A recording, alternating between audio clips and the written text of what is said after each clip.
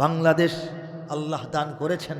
এই দেশটা পাওয়ার পর থেকে বিগত 54 বছর ধরে ক্ষমতায় যাওয়ার জন্যে অনেকেই বিদেশের পা চেটেছে, ক্ষমতায় থাকার জন্যে অনেকেই অন্য দেশের গোলামি করেছে।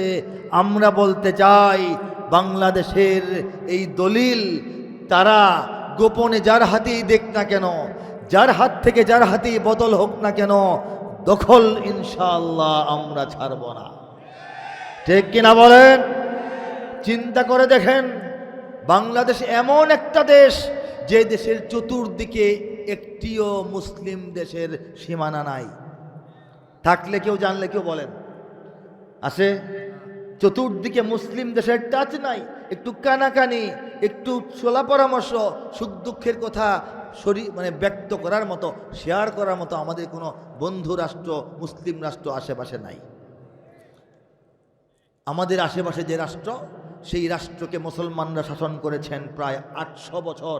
সম্রাট বাবর থেকে বাহাদুর শাহ জাফর পর্যন্ত শুধু মুঘলরাই 500 বছর, আগে আরও 300-400 বছর মুসলমানদের শাসন। এতদিনের শাসন সত্ত্বেও ভারতে কিন্তু হিন্দু ভাইদের চাইতে মুসলমান ভাইদের সংখ্যা বেশি হয়ে যায় নাই। মুসলমানরা শাসন করলেই এক জায়গায় মুসলমান বেশি হবে, এটা কোনো কথা নয়। আল্লাহ যেখানে চান সেখানেই ইমানের ফুল ফসল আবাদ হয়। বলেন সুবহানাল্লাহ। রব্বুল আলামিন চেয়েছেন বলেই সারা দুনিয়ার 200 কোটি মুসলমানের 10%, 10 ভাগের 1 ভাগ 20 কোটি মুসলমান শুধুমাত্র এই গরিবের দেশ বাংলাদেশে আল্লাহ পাক দান করেছে। এটা কি মনে করেন? ছোটোখাটো বিষয় নয়। রব্বুল আলামিন চেয়েছেন, তার কোনো কাজ, তার কোনো সিদ্ধান্ত, তার কোনো কিছুই অনর্থক হতে পারে না, অপরিকল্পিত হতে পারে না, উদ্দেশ্যবিহীন হতে পারে না। তাহলে আমরা জানি এই বাংলার জমিন এবং এই জমিনের মধ্যে বিশাল এক ইসলাম ও মুসলিম বিরোধী রাষ্ট্রের ঘেরাওয়ের ভিতরে এই জমিনটার মধ্যে আল্লাহ যে 20 কোটি মুসলমান তৈরি করেছেন উদ্দেশ্য ছাড়া নয়। সেই আল্লাহর যে মহাপরিকল্পনা, সেই পরিকল্পনার অংশ হিসেবেই আমি বলি আর আপনি বলেন আমরা ইমানদার হতে পেরেছি। বলেন সুবহানাল্লাহ।